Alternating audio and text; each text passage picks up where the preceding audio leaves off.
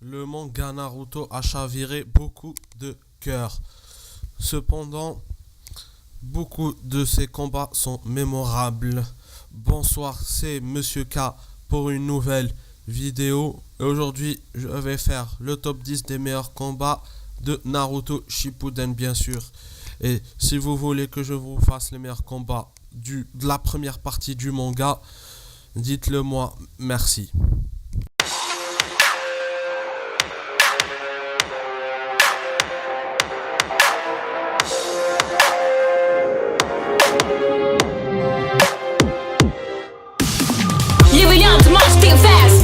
Numéro 10, Naruto versus Pain. Oui, je viens de mettre Naruto versus Pain à la dernière place sur la liste. Très franchement, je voulais aimer ce combat que j'ai vraiment fait. Il avait tout pour lui avant même qu'il n'ait commencé. Naruto apprenant le mode sage, les 6 corps de Pain détruisant presque tout dans le village des feuilles et tuant Kakashi. Pain ayant tué le mentor de Naruto, Jiraiya, il y avait tellement de bagarres derrière ça, mais ça m'est tombé à plat. Il y a beaucoup de grands moments comme Naruto apprend à utiliser correctement le Shuriken Rasen pour lui débloquer la puissance des 9 queues à Pain, même en utilisant son dernier mouvement, la dévastation planétaire en dernier recours, mais le combat n'a jamais été couru comme il avait dû l'être. Naruto traitant les 6 chemins de Pain de manière facilement, à mon avis, compte tenu fait qu'il venait de détruire le village des feuilles à lui tout seul. Le combat entier semblait axé sur la victoire de Naruto et ne se sentait jamais comme un combat juste, et à la fin était la pire partie de toute la connerie se terminant sur tout le monde resté tué en arrière était tellement décevante qu'elle m'a mis le clou dans le cercueil pour ce combat. Numéro 9, Sasuke versus Danzo. Ce combat a certes ouvert Naruto à un tas de trous dont il n'avait déjà pas besoin. L'introduction de la capacité d'Izanagi a propulsé le Sharingan dans la capacité suivante.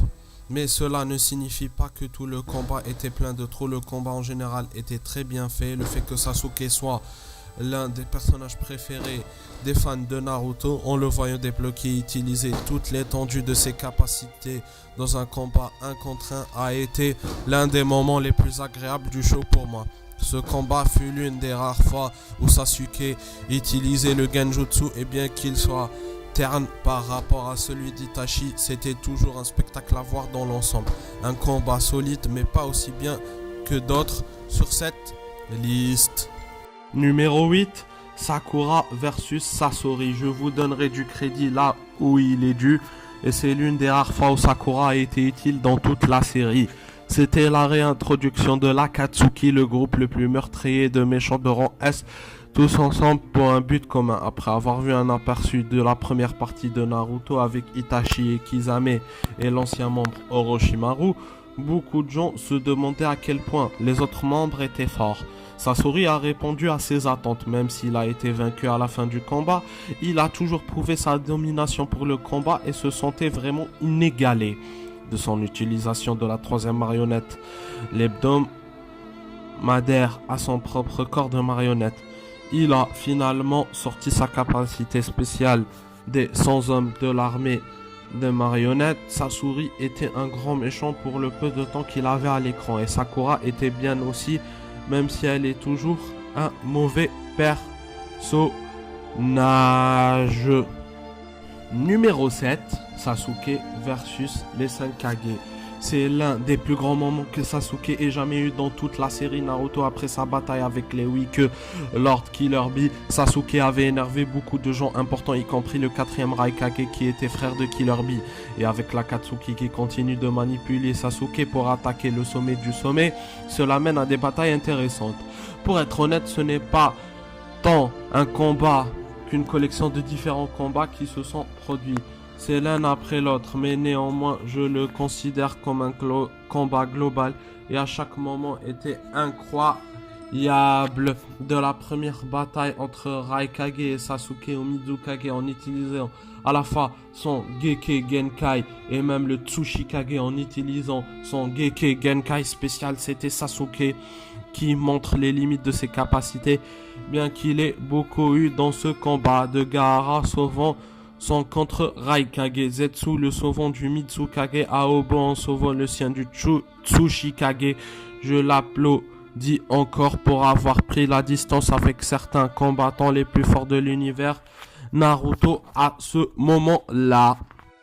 Numéro 6, Deidara versus Gaara. C'était le premier combat à Naruto Shippuden après une longue pause. Nous découvrons que Gaara est devenu le Kazekage et que les Akatsuki sont en mouvement.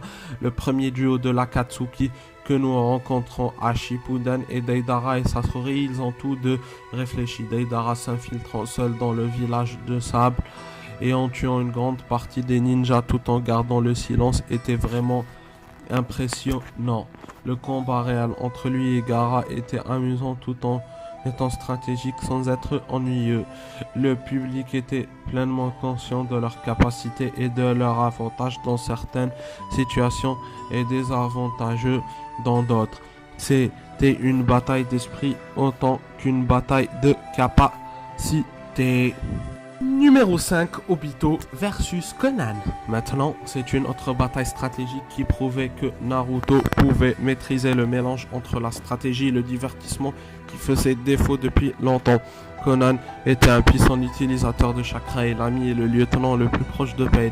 Nous savions tous qu'elle était forte après avoir été dans l'Akatsuki et avoir terrorisé le village aux côtés de Pain, mais personne ne savait exactement à quel point elle était forte car nous ne l'avions pas vue aller en un contre un avec quelqu'un d'important. Mais c'est le combat que nous avons eu pour la voir aller à l'encontre de son ancien membre et cofondateur d'Akatsuki, Obito. L'ensemble du combat semblait assez égal à l'endroit où vous ne pouviez pas prédire qui gagnerait et s'engager assez pour vous faire regarder toute la lutte pour avoir si votre prédiction se réalisait. La fin du combat était un coup de cul avec Naruto contre l'exploitation de l'utilisation du Sharingan, mais après un tel combat, je le laisserai glisser. Numéro 4, Sasuke versus Itachi. D'accord, c'est le dernier combat de Sasuke sur cette liste. Sasuke a eu la plupart des grands moments de Naruto, mais c'est juste parce que Sasuke est le combattant le plus excitant de Naruto. Il a un large éventail de mouvements avant même de débloquer le Mangekyo Sharingan après ce combat. Ces deux éléments de chakra, le feu et l'éclaircissement, l'ont ouvert à différentes stratégies comme ensemble de mouvements, tandis que son Sharingan le couvre défensivement et lui donne un avantage supplémentaire dans la bataille. Ce combat a été bâti depuis l'introduction de Sasuke dans Naruto. Le vengeur Sasuke seulement conduit à devenir assez fort pour amener les hommes responsables de tuer son clan entier à la justice. Cet homme était justement le frère d'Itachi, Sasuke. Ce combat avait tout ce que je voulais. Bataille de Genjutsu, différentes techniques telles que l'Amaterasu et Susanoo, le combat Taijutsu au corps à corps et même un nouveau mouvement secret développé par Sasuke. Itachi est l'un des combattants les plus forts que le village des feuilles cachées ait jamais eu.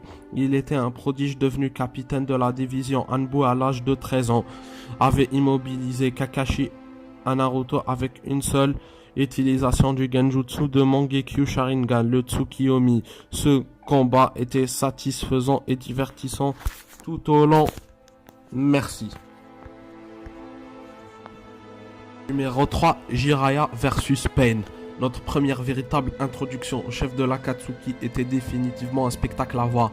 Jiraiya s'était infiltré dans le village caché sous la pluie pour trouver le chef du groupe seulement pour être confronté à deux de ses anciens élèves qu'il croyait être morts. C'était aussi la première fois que nous voyons le mode sage et c'était aussi excellent à outil à avoir dans votre arsenal.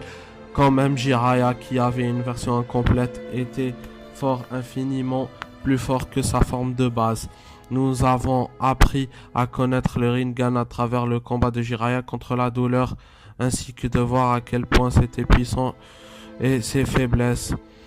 Même si Nagato n'a fait ressortir que les 6 chemins de Pain vers la fin du combat, il était toujours étonnant de voir que seulement 3 chemins pouvaient faire contre un guerrier légendaire. Il s'est également terminé dans l'un des moments les plus tristes et des morts de Naruto.